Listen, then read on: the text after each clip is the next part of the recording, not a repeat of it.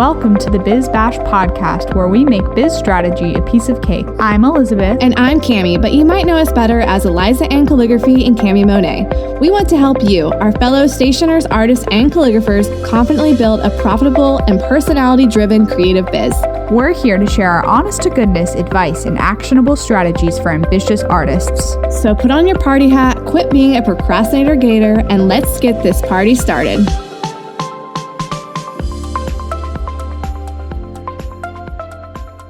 Hey everyone, welcome back for episode 40 of the Biz Bash podcast.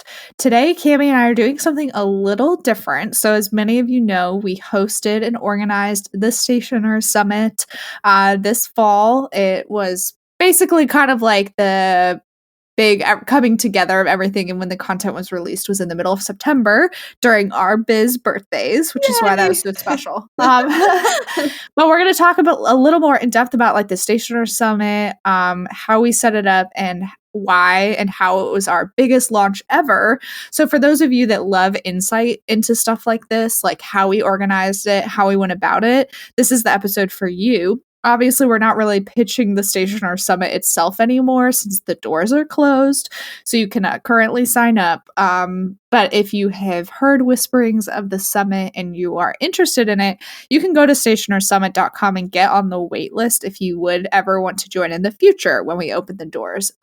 When/if we open the doors, which is what I keep telling people because, you know, we don't know if we will yet or not, but we were just going to like dive in and like share all these insights about the Stationer Summit with you guys. And hopefully this kind of interests you in learning how we like planned all of it. I know. It still kind of blows my mind how we planned. Like, I don't even, it's like surreal almost. Like, I just like looking back on, I'm like, holy cannoli, that was like a pretty big deal. And like, it just seemed like, you know, we were just like in the thick of it, just like doing it. So you don't even like realize, you know what I mean? Like, yeah.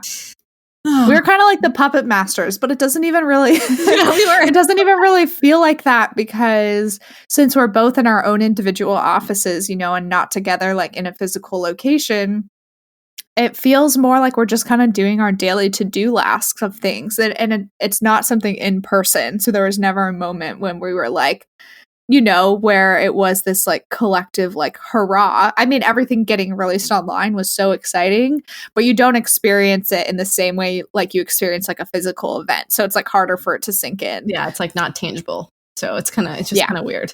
It was just kind of like, I was just so tired. If it was all done, I was like, all right, I'm going to go take a nap now. We got it. It's up there. See y'all later.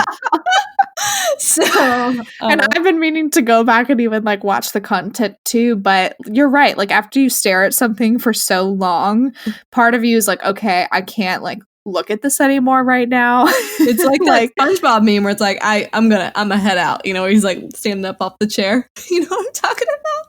Oh, you're gonna have to send it to me. I'm not sure I know which one that is. It's used all the time right now. I'm gonna just post it in the thing here. It's just okay. Hold on, everybody, hold on. Okay, I know you can't see it, but oh no, that's what I typed in Google. Go look at that. Are you talking about? Oh, you're talking about the chat right here. Yeah. Okay, hold on. Okay, gonna take a look at it. And SpongeBob, he's like getting out of his chair, and he's like, I'm gonna head out. That's literally how I felt. Yeah. This is so funny. Yeah, it's so true. It's so true. Yeah. So like the summit also happened very quickly for, I think typically something like that would happen. We were kind of on an expedited timeline because we started the idea in, was it February when you came down? Yeah. Mm-hmm. And it was literally just like us with our little rifle paper code notebooks sitting outside by my pool and like just being like, would be cool if we did like a summit thing? Like you were just like, oh, a summit would be so fun one day. You're like, I had this idea of the Stationer Summit. I was like, yeah, that'd be great for 2020. And like we're just like talking about different people to get involved. And then I don't know who said we should do it this year, but I think we both were on the same page. We're like, no, it needs to happen this year. We're like, all right. Everything we had planned for the rest of this year for Biz Birthday Bash was basically put on the back burner and or tossed aside completely. And we're like, everything is going towards this. So, yeah, we had ideas for quite a few other things, which we're not going to share because like obviously those are still potentially in the works. But I can't remember at what point I don't know if we got into like March or April. It might even have been April when we had like our Q2 meeting, because I make us do that. That's like not a Cami thing. That's an Elizabeth thing where I'm like, we're going to have our quarterly meeting, which actually we're due to have another one now to talk about like the rest of the year. But it was like Q2 when we were kind of looking at everything we had planned out, and we're like, we're not really into this. Let's just go with the summit idea. And like we ran with it and made it, our biggest launch ever, which was so exciting. You know what's funny is that the other ideas we had, we were like scared of them, but they were way smaller of an idea than the station or summit. We're like, oh yeah, that seems way less scary. Let's do that instead. You know what I mean? Like, what the heck? Yes. And now that I think we've done the stationery summit, to backpedal and approach those ideas and like rework those ideas, we'll feel a lot less scared about them. Because of like the work that we did. Because not only did we plan and organize the summit, but we also were a part of it. So you and I did a video together, and then we each individually did our own videos too, which like if there was ever a round 2, like we would probably do one together, but like wouldn't also do our own, because that was a lot. That was like a lot. No, I barely got mine done in time. Well, first of all, I knew I'd be the last person to do mine because I just know myself, and that's fine.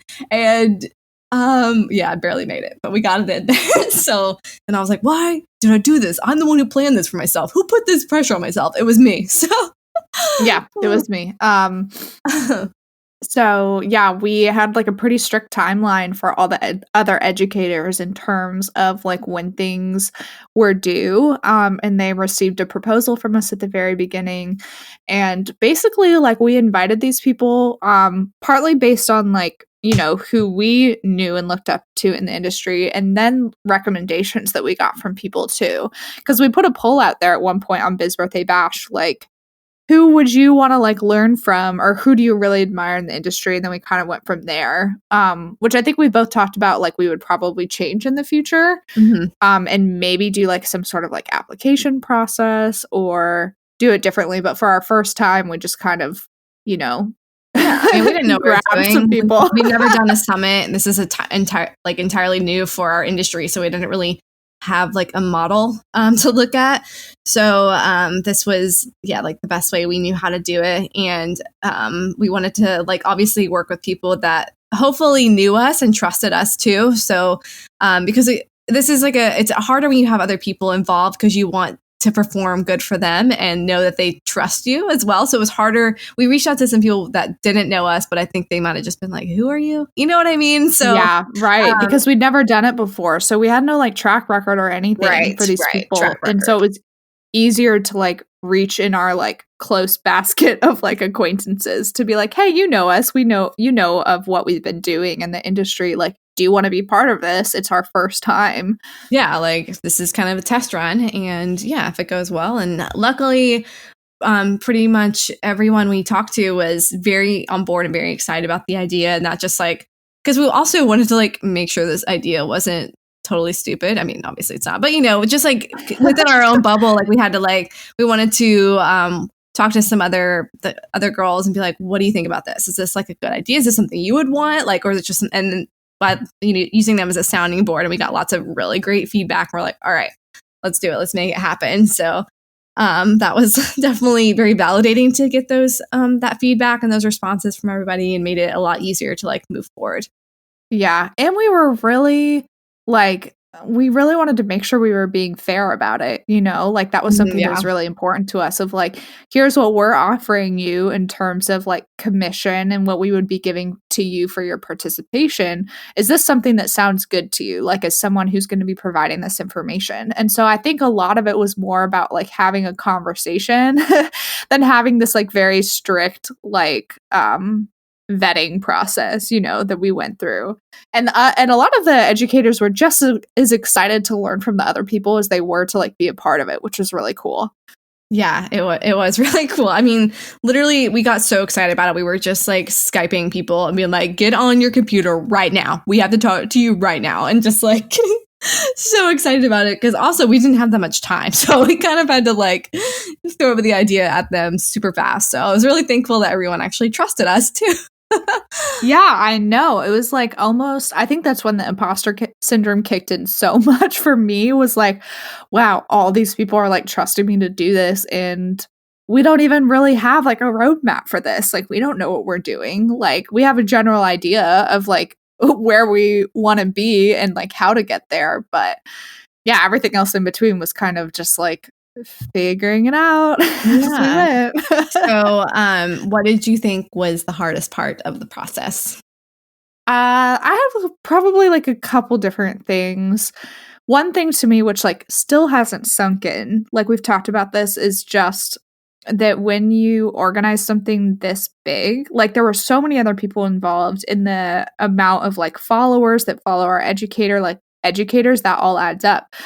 So you end up being a lot more like susceptible to like the general public's criticism. So not necessarily like people in the industry, but some of the people who are outside looking in, who might be like critical of what you're doing. And granted, like comments like that about like things we should change or ways we could do better, a lot of them were like very valid, but it was also like so interesting. It was such a different place to be in, of like, oh wow, I'm getting these comments or this feedback, and I need to be conscious of this moving forward because I'm like an industry leader now. But it was like almost hard for me to even like credit us with that title, you know? Like it felt so impostery and weird.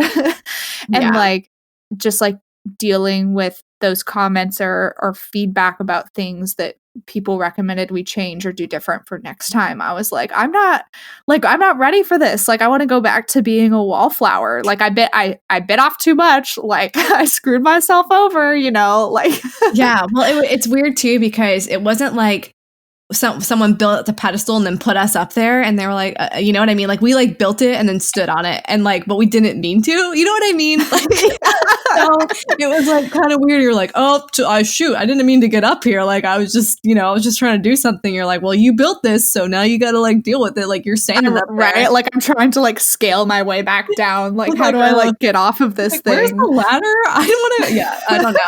So it was just kind of weird, and like we did not anticipate those kinds of things. And I mean, we kind of did to an extent, but not like as grand as it would get, So it was very right. And like when we say like public criticism, we're talking about like a very small percentage of feedback, because like overwhelmingly it was like 98% like very positive, right? People were very excited. But when you do something that big, you're just like open for feedback and criticism in different ways, and constructive criticism. I would say we got a lot of really good constructive criticism. I think it's just about like being like humble enough to be open to it, Yeah, like even talking about it like gives me anxiety, because I am a people pleaser and I want things to be perfect. I'm an Enneagram type 2, guys. I'm like the helper. I just like want to help everyone and I want everyone to be happy. Yeah. So, and I'm a 7, which means I'm just like, what's going on? So, like, why is everyone not having a good time? What the freak is going on here? But no, that was very like a lot of anxiety, a lot of tears over that first few moments, I guess. But we made it out. Okay. And we're going to, implement some new things for next year or the next time we launch, whenever that is. And I'm very excited about that. So, but yeah, that was definitely really hard for us too. Like a hard part we didn't anticipate, Yeah, absolutely. When you get so excited about something, you don't think about like the fact the emotional part. Yeah, literally you're so invested in it. And even when you set out to do something, I've told a couple people this before, even when you set out to do something really good, you can still like fail in certain aspects and you still always have room to grow. And oh my gosh, I did a lot of growing. Like I physically feel like I felt the pain from like growing like during this process of like organizing something like this, and organize an event where like a lot of people are like looking up to the people involved too. So that was just like important for us to like keep in mind as we go forward. And then not only like that part, but I would say just the juggling act for both of us between this Biz Birthday Bash, which like we still have products and things we're selling through that, and our own businesses is like a lot. I know. Like one of the things that was like a struggle for me, because we planned this like it's so late in the year and we weren't planning on doing it, is that I had like invitation clients in the middle of all this. like literally would be like designing an invitation like the week before we would launch because of like, you know what I mean? And now like I know if we're going to do this again, I'm not going to do that. But we didn't know what we were doing. And like, you know what I'm saying? So that was like, that was difficult to like balance all that. There was just a lot going on. But the thing is with Elizabeth and I, like we're busy at different times typically. So it kind of works. Or one person will be able to take that week and then another person will take that week. Like we kind of like just understand the ebb and flow of how our business and how our flow works. So it works out much better that way, that we're not like, okay, we have to give like 100% on both all the time. Like, so that makes I think God has like blessed our business union very well in that regard. Like we are clearly meant to be business partners. Like when you really look at our personality types and how we operate and how we communicate. And like, because when I do think of the calendar as we were going through the steps, it really almost was like this like give and take where like one week I could sit down and do more and the next week you could sit down and work more, and it all worked out like very fluidly, you know, like it all happened. Granted, you might have been working 80 hours a week some weeks, but granted I didn't sleep, but it's fine. No, I just like learned how much like I could stretch my limits on stuff, you know what I mean? But like in a good way. Like I just would be like, I'm gonna sit down, I'm gonna do this entire paint, like everything I need to paint in like one day. And like for some artists, I know that's like no big deal, but like I'm a slow artist, I'm very detailed, and I would just freaking do it, you know? Like I think I just took a lot less of that like downtime, like, you know, just like the time you're like, I'll just scroll through Instagram real quick. Like I just got rid of all that. Right. Like you were way more efficient actually, because I think sometimes when you get busier, you just have to be efficient. And so like the level on which you were like operating, not that I wasn't doing stuff too, but I specifically think of you because you have like the products and everything. And so it's pretty good in terms of the way we communicate, because like if you're telling me like, hey, I'm taking a day to paint, that's kind of code for like, okay, Cami has to do her thing and like I'm just going to let her be so she can get it done. Like we understand that about each other. Yeah, exactly. Like if she doesn't hear back from me for like 30 minutes, and you know, Cami's probably painting, because I have to put my phone like away and I ignore the entire world. Otherwise, yeah. So and this last bullet point too, like just like so in terms of like the hardest part of the process, like general anxiety and stress during launch weeks. And I am literally starting to feel anxious right now, even talking about it. I am too. Like, I can like feel my heart beat, and I'm sweating. I just took off my socks.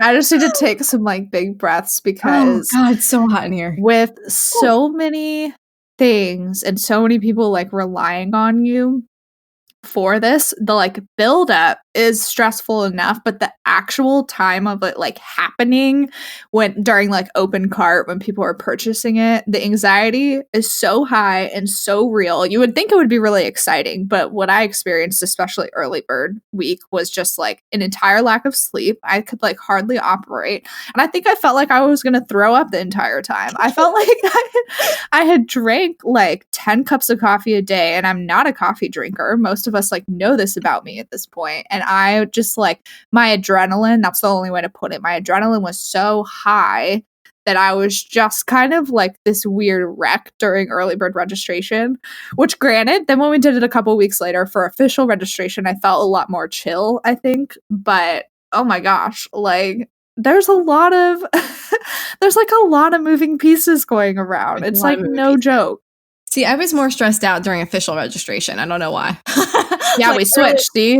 Early bird, I was like, yeah, hype. But I mean, I was nervous, but it was like more like an excited nervous. And then early bird, I was like panic attacking. Like I was like, oh. You mean official? Yeah, I mean official. Yeah, official registration like got me. I don't know what it was. See, and that's why we need each other, because like you kept. I always think of the episode of The Office. Cami, oh my gosh, is this another show that you? No, I've seen. Okay, but when Michael Scott leaves to start the Michael Scott Paper Company, and he and Pam are like literally at his house that one day, like making pancakes, and he's freaking out in the morning, and she calms him down, and then in the afternoon, Pam's freaking out, and Michael calms her down. So it's always like that, like give and take. So it worked out well, because like you helped keep me level-headed during early bird registration when I kind of thought I was gonna die. Yeah, I really thought you were gonna have like fall off the face of the earth. I was like, she just needs to go sit somewhere by herself and read a book. Yeah, it's honestly, it was just like It's like the weight of everything. I don't know. It's just that everyone has like a lot of expectations and a lot of people were looking forward to this. And so it's like not only something you and I were hosting together, but that we've included these like 15 other educators to be a part of. And I'm like, if this doesn't go right, like it freaking all comes back on us, you know? Yeah. Like, well, there was that aspect too of everything going right. And then we also had our own content in there that I was like nervous. I'm like, what if I said something totally stupid in my thing or like our pricing thing? Something was wrong. And like someone comes back and they're like, this is the dumbest thing I've ever, so there was like so many different types of pressure and like nervousness. But I was just more excited during official, or I'm sorry, not messing this up, early bird and then official. It was just, I don't know. It just felt like dread. I just felt a sense of dread that I never felt during yeah, I'm like always so happy-go-lucky, and then official is like, it's doomsday. I don't know what's happening. Yeah. Well, let's talk a little bit about like what went wrong during launch weeks because of the way official registration week started. Like, I think that like carried through probably the rest of the week for you. So I was a wreck like the weekend before official registration because that was when all the content was going to go live and all of this stuff. And so I was a wreck that entire weekend. I think I like cried most of the weekend. Oh gosh, I just like, I can't handle anything apparently. Yeah, and I was like laying out by the pool. I was like, it's fine. And then the actual week was when I was like very calm because we had something go super wrong, like first thing in the morning. Yes. Okay. So like, it was like 5 a.m. and we woke up and like go make sure everything's ready to go. And yeah, it wasn't ready to go. I mean, it was ready to go on our end. It just, something was breaking on our platforms and there was nothing we could do. And their office hours, they don't get in the office till 10. And we were like, oh my freaking gosh. Like, yeah. Blow your nose. Sorry. Yeah. Okay. I'm a little stuffy today. So basically, let's just talk about what happens when something goes wrong for us. What we do, Elizabeth. We find the owner of the company on Instagram, Twitter, Facebook, and then we blow them up. Yeah, we have like no cool. We're like, get in the office now. We were having SOS. Yeah, we're not chill at all. Well, we did that. Yeah, we did that to one of the guys before early bird registration week for our affiliate platform because we were trying to freaking upgrade the plan and we could not. So we blew him up. And then this was our actual like hosting platform through Squarespace that like was glitching like none other. And this is like what protects all of our pages and everything. And so this was like my worst nightmare. Like I was like, I'm not scared of anything. It's just something tech going wrong because then there's nothing we can really do. And what happens on the first hour of official registration is we have a huge tech problem that there's nothing we can do about it. Yeah, literally nothing. And I think that's why Cami was freaking out so much during the second week because the signups were significantly less during the official registration. And so Cami was like, oh gosh, something's broken. But I was like, no, it's just the fact that like most people got in during early bird to save $100. Yeah. But it did feel weird because significantly, like I would say basically 90% of our sales for the summit came during early bird registration and then 10% came during official. So it's a pretty big discrepancy.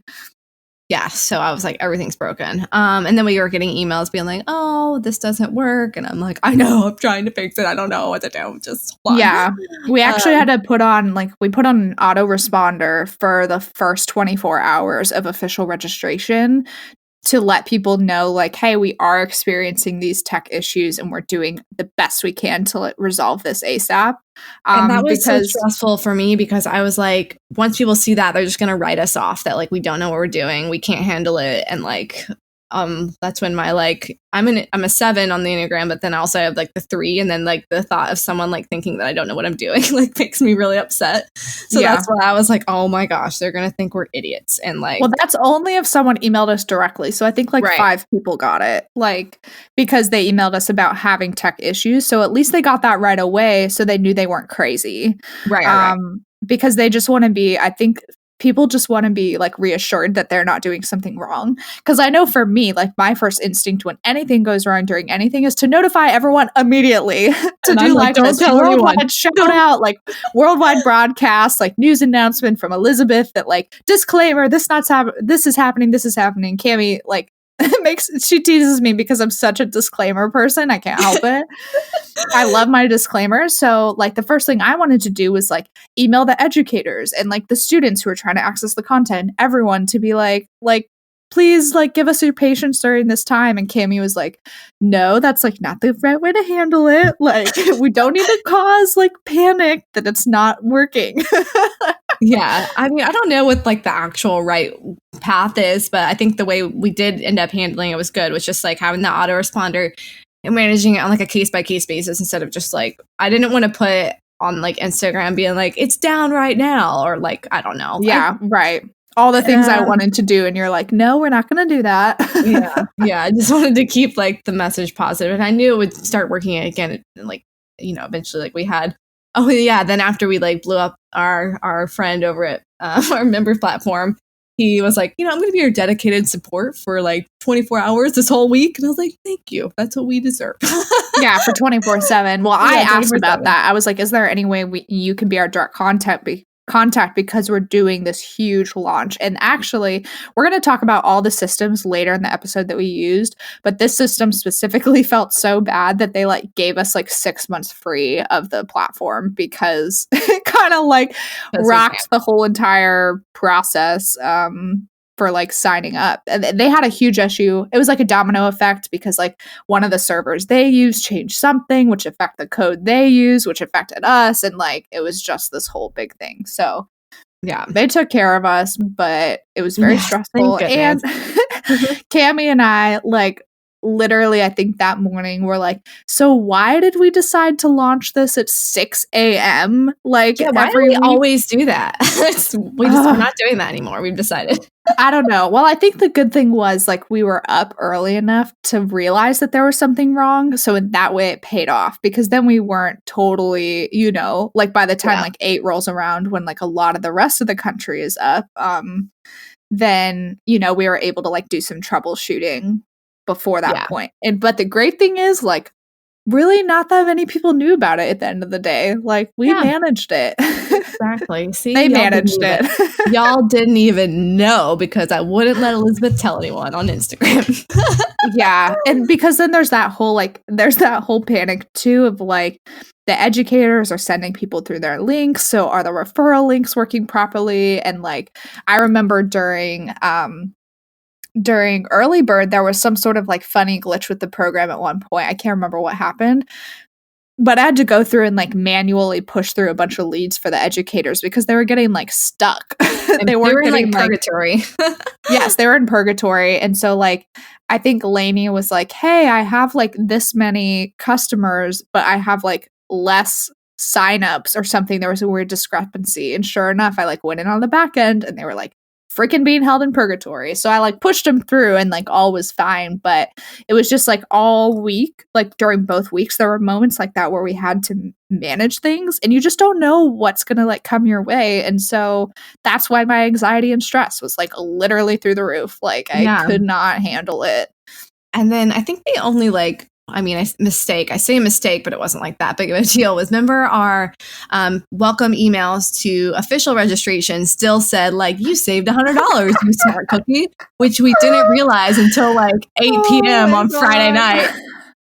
Oh, and then this is what happened. I'm at Whole Foods having some shopping time with my hubby, and Elizabeth like literally like texts in all caps like, call me, and like calls me and leaves me voicemails, and like I thought she was in a car wreck, y'all. I was like panicking, and it was just that our email said we saved $100. And I was like, I will fix it in a minute, because you were at like you were with some friends, so you weren't there, and I was out, and I was like, got home. Yeah, like, we were both out of the house, like doing our own things, and I literally thought she died. I know, I felt so bad. I like really panicked because the person was like, "Hey, I don't think like." I don't think my coupon code went through correctly, and I had to apologize. And I was like, I'm so sorry. Like our registration email didn't get updated. But that's what happens when there's like literally 2 of you doing everything because the only thing we hired out for was Facebook ads, and we did the rest of it. Yeah, and I cannot believe we did that. I mean, it's just crazy to think about.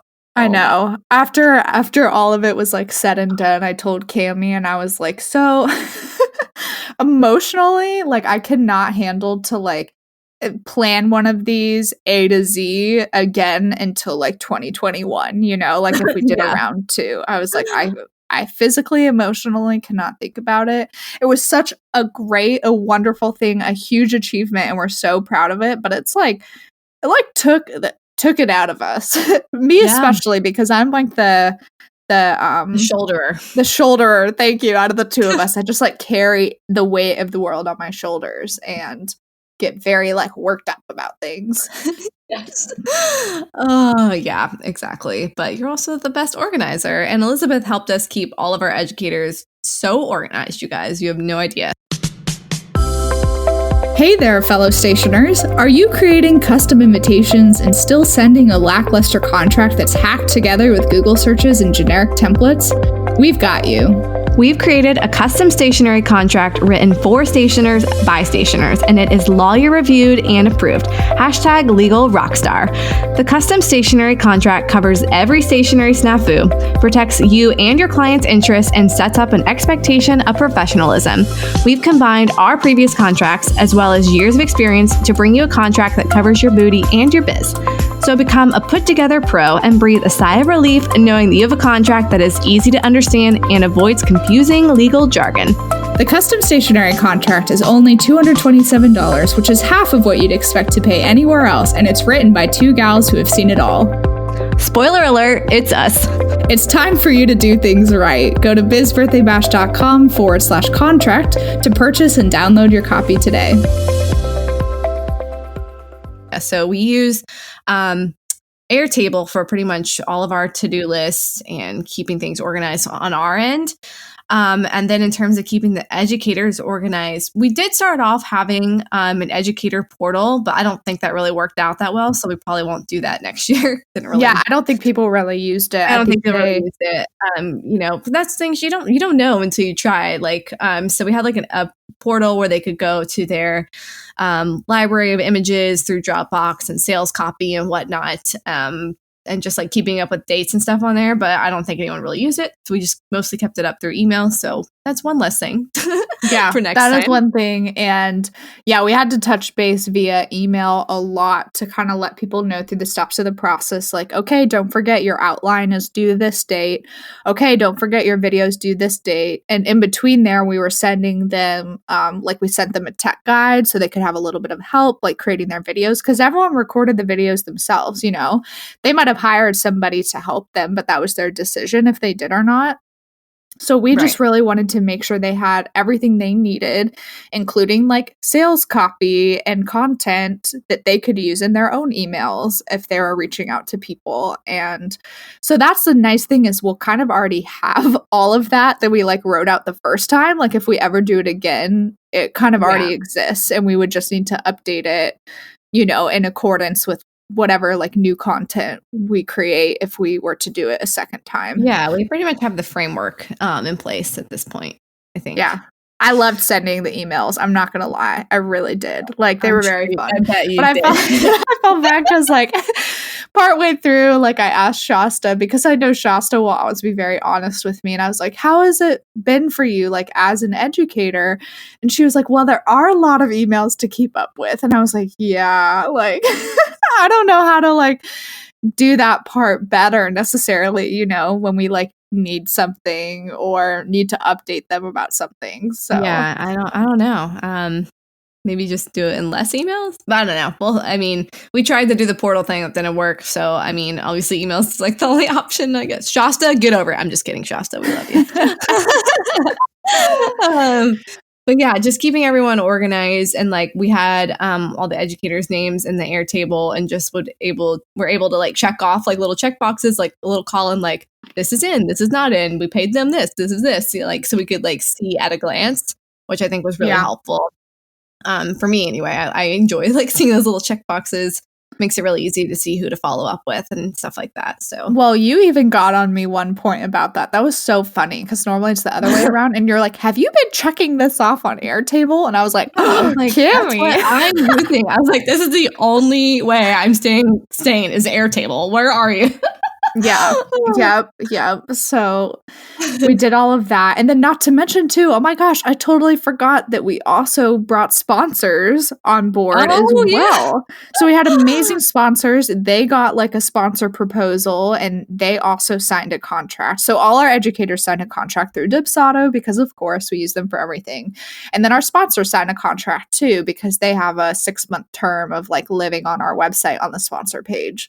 And Dipsato was a sponsor too because they love us. Dipsato was a sponsor. Actually, I feel like we should give all of our sponsors a shout out. Give all of our sponsors a shout out. I'm going to the sponsor page real quick because I know most of them off the top of my head, but we had some awesome companies partner with us. And this was another thing too that like Cammy and I had no idea, like in terms of how to get sponsors. Like, what do you say to them? What do you ask? Like, how much do they pay? Like, all of the stuff. So, Artisair, Cards in Pockets, Dubsato, QuickBooks Self-Employed, Juliana Mary. She's a stylist and product photographer and offers stock photos that are really beautiful. Princewell Fulfillment, Fabulous Fancy Pants, a lot of you know and love. Flourish Fine Writing, which is where I get my vintage postage, and Sourced Co. And they have styling blocks and like I think they've even offered some like stock video. They have all kinds of cool stuff, actually. Like, just go to their website. So you can check out all of our awesome sponsors, obviously, at stationerysummit.com. But yeah, so that was like a totally new thing for us, was doing the sponsors and bringing companies on board and making sure we did things right that way, too. So it was just a lot of moving parts and a lot of like stressful situations, but we did fine. Yeah. It's just like we just didn't know. Like it's just like we don't know what to do. And it's like, well, if you don't know what to do, you just do it and figure it out and hope for the best. Like, you know, you can't really Google all these things. I mean, you can Google like how to get a sponsor and like what to put in an email, like a general idea, just to see what like how other ways they're doing things, like what types of things are offering for sponsors, like other summits or, you know, conferences, what have you. But this is obviously a totally different thing. So you just have to kind of make those decisions on your own and just own them. Yeah, absolutely. And that's what was like so funny about the process too, is I actually had like a few people compliment us on like, you guys are so organized. And I was like, well, what you really don't see is like Cammy and I are kind of like flying by the seat of our pants for some of this. It's like because we don't know what to expect or don't know what we're doing. But I will say like that was one thing we really did right. I think we like kind of hit a grand slam with the educator proposal and the sponsor proposal because it was very, very outlined like from the beginning what our plan was. Yeah. Like we had a very clear goal, we had a very clear motive, and so they got that document and they were able to see that like, oh, they're taking it super seriously. This isn't just like a idea, you know. It's like, no, they've like literally like made their little almost like business plan, business goals for this. And then we were asking them, the sponsors and the educators, to come alongside us. We weren't DMing them, you guys. We actually like, you know what I mean? Like people take you more seriously if you actually take the time to do the work to propose something that's, you know, well put together and well personalized for the person. And yeah, so that definitely made a huge difference, I think. Yeah. Okay. Moving on to the next points. So I thought this would be interesting to talk about because we had some people who were asking us like our reasoning behind closing the doors for good because this kind of like upset and confused some people, especially if they're like, oh, I can't afford it now, or I want it later, or when are you going to open it again? And, we didn't have a good answer. So this purely comes down to sales strategy, you guys. Like, we will be entirely honest and transparent about that. Like, when you have something for a limited amount of time, people will make that decision quicker about whether or not they want it. Because if you leave something just open-ended, then people are like, oh, I'll get to that in a year. Like, so when you do a big launch like this, and especially when we have all these amazing educators who have spent their hard or like hard-earned like time and like hours, you know, to work on this content for everyone. It's not a doors open forever type of event, you know? Yeah. Yeah, exactly. And for like the peace of mind for all of us, like we can't just keep promoting the summit over and over and over again. It's just going to get watered down at that point, you know? And we know a lot of y'all wouldn't purchase it if we had doors open all the time. You just be like, oh yeah, this is fine. And we want you to get in and watch the content. And sometimes you need that kick in the pants. So we just automatically put it there for you. Yeah, it's like in the same way. It's exactly the same way of what it would have been if it was like in person, right? It just so happened to be online. Like once an in-person event happens, you can't buy a ticket to go anymore. That was kind of my reasoning with this too. Not to mention like the educators, Cami and I are all really busy running our own businesses. And so for them to know like, hey, here's the 2 weeks you need to promote it and the 2 weeks you can make sales is much better than just like leaving it out there forever. Like that's way too open-ended to really be able to like hone in and like make an impact. Yeah. And actually, right. Exactly. Make an impact. Yeah. So hopefully that explains it better. But yeah, it's also a huge sales strategy too. So yep, scarcity. Cami and I both love the book Launch by Jeff Walker. And we've read that a lot to help us with a lot of different launches in our business. And you guys, if you read that book and take it seriously, it will work. Like it will. It will work. Just follow it. It's very easy to read. And yeah, it's very inspiring. So okay, so what was the best part of the planning process for you, Elizabeth? Okay, I have to say when the educators started turning their videos in, that was when it got really real and I started getting so excited because I was watching some of the content they had turned in and I was like, I can't believe people get this, like all of this for less than $400. Oh my gosh. Yeah, as soon as I started getting everyone's videos and watching them, I'm like, holy crap. These are so good. Like these are so good. Yeah. I just got so excited. It was that definitely I think was one of the highs for me too, was seeing everyone's amazing stuff come in. You're just like, dang, they're just like so smart. And so beautiful. Everyone's videos were just great. Yeah, they were so well done, so well put together. And then I have to say too, Cami, the other best part for me was like just coming up with when it ended. Lol, you're hilarious. I was able to breathe after everything was over, that's for sure. But the other thing was when we like came up with the branding for it.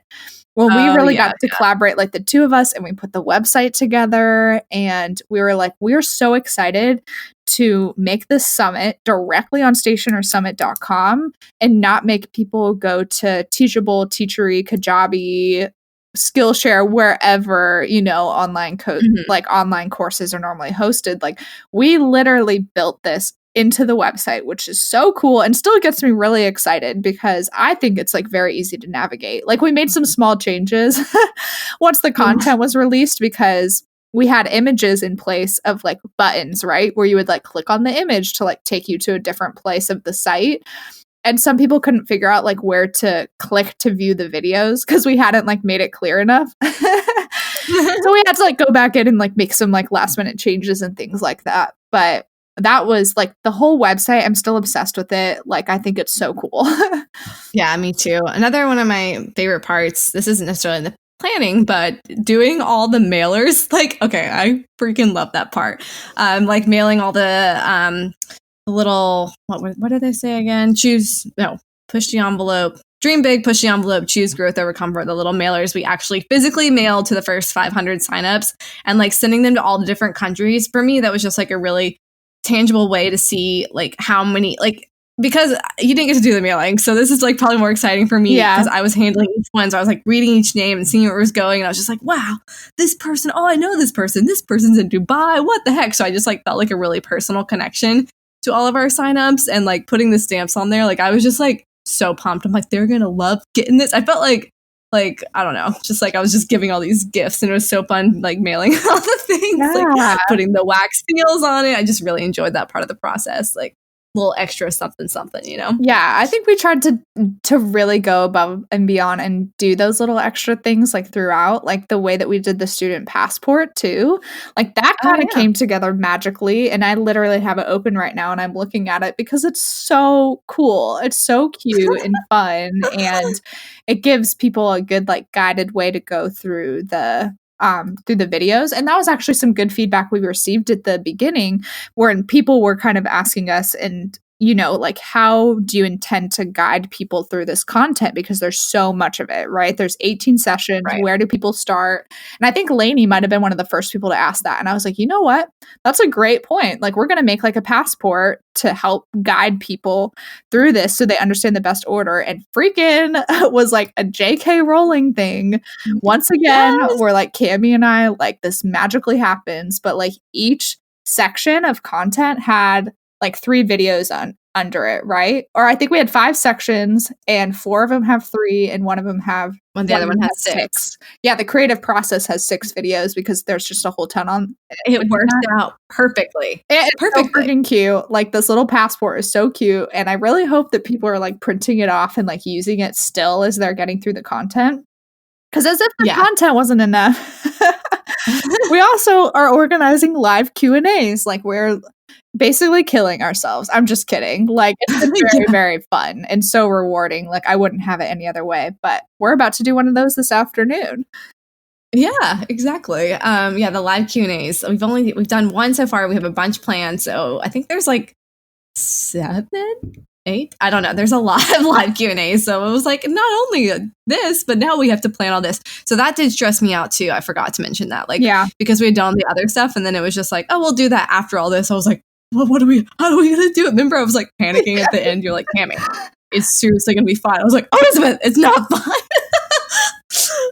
But of course, it's fine. So it's just funny the things that we panic about. Like, the other person's like, what are you talking about? That's not even a big deal. Like, why are you upset right now? Yeah, we just panic about different things. Oh, by far the biggest argument Cami and I have had in our business was whether or not the photos of the educators on our website should be in circles or squares. Got real serious. It did. She's like, I was thinking squares. I was like, well, I was thinking circles. We were like, so upset with each other too. Like, not even really, but like, that is a moment where I remember like actually feeling very frustrated. It's just funny because we both were, I could tell we were both thinking, you're wrong. And you know what I mean? Like, that is wrong. But actually, I really like the squares. So. Yeah, that's the funny thing is they did end up being a square, you guys. I got my way. But I think both Cami and I are like, no, we'll do it. Like, we'll do what you want to do. Like, we had a coming to Jesus moment where we both realized it would be fun. That was really funny. I was like, we're honestly like an old married couple. Like, this is what we're arguing about. Like, it's nothing serious. I know. Like, the things we get hung up on. Dumb crap. Dumb crap. It would have made all the difference. See, it's a good thing we went squares. We might not have had any sales. Yeah, I know. They were circles. Gosh, sends a whole different vibe. Okay, let's dive into talking about like how the heck we host this content and the systems and platforms we use, because those are kind of like the heroes behind the scenes that people don't really see. Yeah. Okay. I'm like trying to like think of all the things that we do use. If you have anything else to say about the planning process though, I didn't want to like end that before we were done. No. Okay. No, I'm good. I'm good. Carry on. I'll dive in and talk about like the content stuff a little bit, and you can hop in where you want to add something. Yes. So stationerysummit.com is on Squarespace. It's awesome. I wish I could remember the name of the template that we used. But that came to life very like easily for both of us. And we knew that we were going to use Squarespace for stationerysummit.com because we use Squarespace for bizbirthdaybash.com. And that's where we host the A to Z directory on Biz Birthday Bash. And so we knew that this member system, it's called Member Space, integrated and worked really well with Squarespace. And we knew that we could use it to that extent to create the Stationer Summit directly on our website. So that was like really exciting because we had almost like done a test run without intentionally meaning to. Right. So we like knew how member space worked really well because we had done everything with the A to Z directory and how to, turn on certain triggers or turn them off or like update the emails and what people received and all that good stuff. So those are like the main two for the website. And then we use Zapier to like zap a couple things. Mainly when people signed up, they would get zapped to ConvertKit. So then they would receive another email from us. So like the first 500 people received the email about submitting their address. And it was actually like not even the first 500 signups. It was the first 500 people to give us their address because not everybody did. And then they were like, why did I get one? I'm like, you didn't put your address in. You didn't give us your address because our goal was to make checking out on stationerysummit.com as easy as possible, as flawless as possible. So we were not going to ask for people's addresses. That's so much information to put in. So we just had them go directly into like a Google spreadsheet from a Google form, which worked great for Cami because then you were variable printing all of them anyway. So you could just pull the information from there. Yeah, it was super easy. And then the other systems we use, obviously ConvertKit for all of our bajillion emails. Yep. We use, let's see, what's the other one? I'm thinking of First Promoter, yep. right? Mm-hmm. First Promoter for using our affiliate links with our educators so that they could simply have a link that they could get paid through that. So it made it basically no manual labor on our part, except for the ones that got stuck in purgatory. And they had like their own login where they could see and track their clicks and how much they were making and all that stuff. So that made it like, we like to do things very organized and not do anything that's like messy or feels like not put together well. So I really enjoyed having that for the educators too. I felt like it made it seem more, I don't know, polished. Yeah, for sure. Rather than doing like a spreadsheet or something, because we contemplated so many different ways that you can credit affiliates. And one of those is like, oh, when people sign up, you could do a drop down menu. So I will say that caused like confusion for some people. They're like, well, where do I put in so and so's name? And we're like, well, if you're using their link, like you're automatically being tracked. You don't need to do that. So there's like different flaws. I mean, not flaws, but I would say like each way of doing something comes with like pros and cons. Right. Because people are like, where do I put Britt's name? Or like, where do I put Ciara's name? And we're like, just make sure you use their link and it'll go through. And we even did some recon on our end where we like followed up with some people in no man's land. And we're like, hey, could you like let us know who you came through or who referred you? To like try to make sure that those got tracked back as best as possible. And thankfully, like that didn't happen too much. Like for the most part, things ran like really flawlessly. Yeah, no, they really did. It was pretty cool. So that was really awesome that things just kind of worked magically. I love when things work and it makes me so happy. It makes me so happy. Yeah, but one of the funny things we ran into as an issue is we didn't realize how much of an international summit it would be and how many students from other countries would be participating. It kind of blew my mind, actually, how many we had sign up from other countries. And we had 4 students, I think, from Indonesia, which was interesting because what we use Vimeo for hosting the videos, it's actually blocked there and they couldn't even watch the content. Yeah. But that's just something we would have never known that. Yeah, we weren't aware of it at all. Mm-mm. Yeah, so that was just kind of really eye-opening for us in terms of like how to handle all the international students coming in. For the most part, it was no big deal. Even international mailing, I was like, we're mailing it. We're doing it. I had so much fun with all my stamps. Yeah, you slapped on some of those. I did. And then I only got like 2 of them back, so it's pretty good. And then conversion rates, I think some other, I don't know, they're not even students yet, I guess, but some people were complaining about the conversion rates, which is something we didn't really think about. But like, what can you do with conversion rate? Like the most common one we heard was like conversion to Canadian dollars. Right. If they are called dollars there. But the Canadian currency was like much, much higher for those people to buy in. And yeah, that's like what Cami said is something that's beyond our control, but something that we weren't even like really like conscious of, I guess, at the time. Yeah, exactly. And then just like people purchasing with their cards in other countries, getting blocked by their banks and stuff. That was crazy. That was like, call your bank. We cannot do anything. We actually had to we gave a couple people on like a grace period because they literally tried like 8 or 9 times. That's not an exaggeration. Like we can see it on the back end of Stripe to like get their cards to process, but it wouldn't do it. And I think these people were for the most part purchasing from the UK, and like their bank thought that our, website was fraudulent or whatever, or like not trustworthy, and like would not let the transaction process. So a couple of those ladies, we actually had to process them like the week later because they needed to call their bank and get all of those details worked out. So obviously we're like willing to work with people to make sure that this all happens. And we were on top of those emails, like for those like issues, those tech issues. You were on top of those emails. You're just like the email queen over there. I can't help it. I know. I can't even. I feel scared to touch the inbox. You have it so organized, all your little tabs, and I'm like, I don't know where anything goes, so I'm going to just sit over here and get on my. Oh, you don't have to put anything anywhere. I do that myself. It happens very quick. But like when you would read things and respond to things too. Like wasn't only me doing that. Yeah, we had like probably like a 5 to 10 minute response time, which I was very proud of. Basically, really good. During the launch weeks, we did nothing but like manage the tech and everything happening with this. Just manage the tech and panic, basically. Yeah.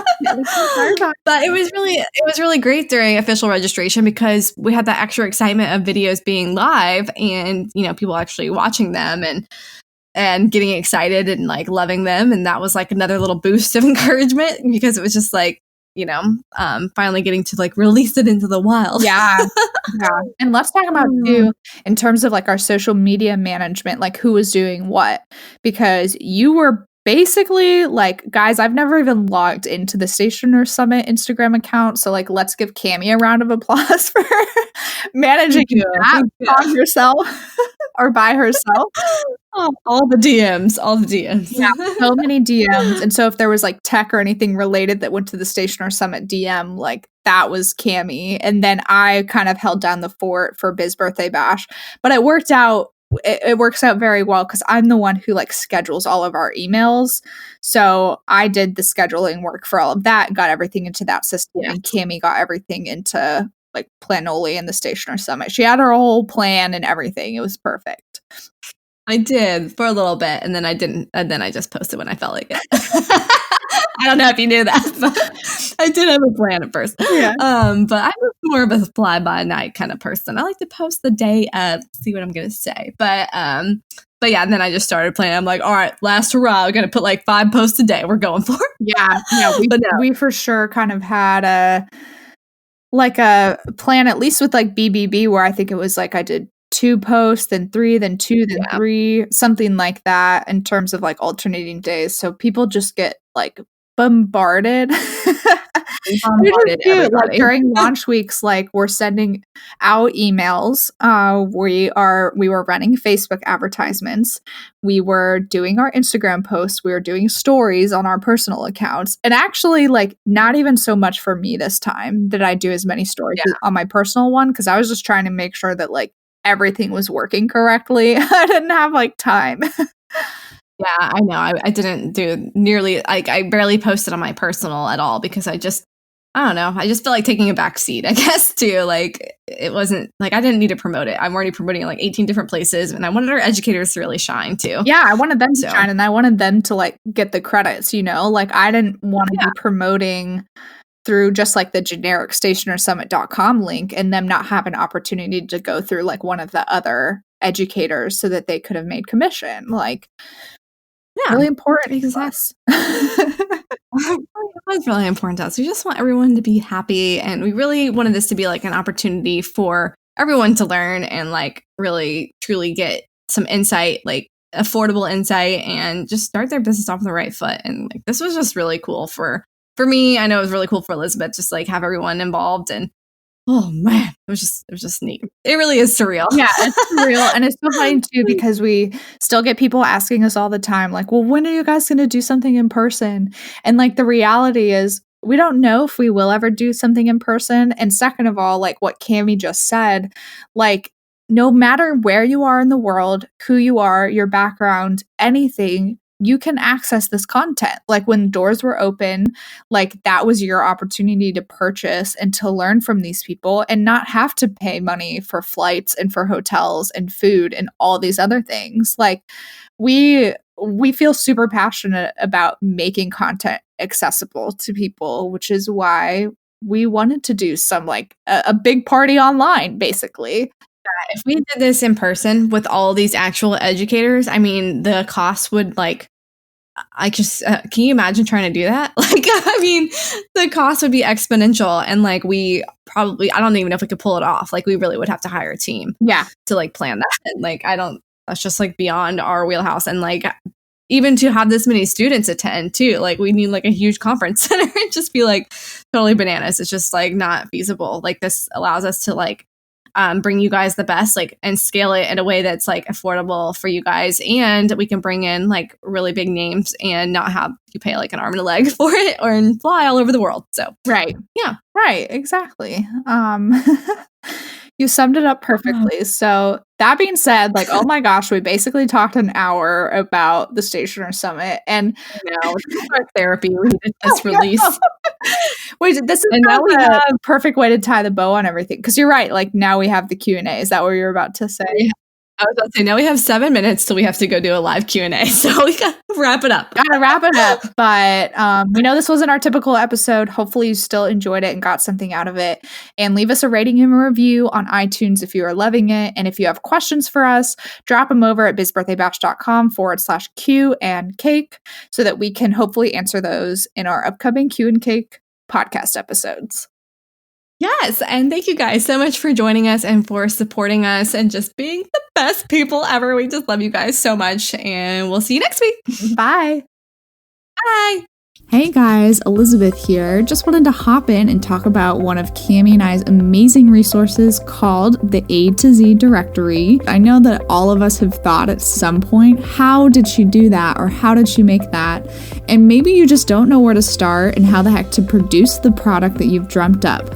Well, the A to Z Directory is the missing puzzle piece in your biz, and it is actually a yearly membership that is a one-stop shop to every supplier you need to create anything from wedding invitations to coasters, mugs, napkins, greeting cards, and more. And we even have resources for drop shippers, where to produce a bunch of different things. And essentially, we just want to help you guys search less and create more. This resource is a really great deal at $147 per year. It also includes access to our private Facebook group where you can ask any questions you have and get the answers you need at the drop of a hat, which is awesome. It's a really great community over there. So head over to bizbirthdaybash.com/directory to get more information and to sign up today.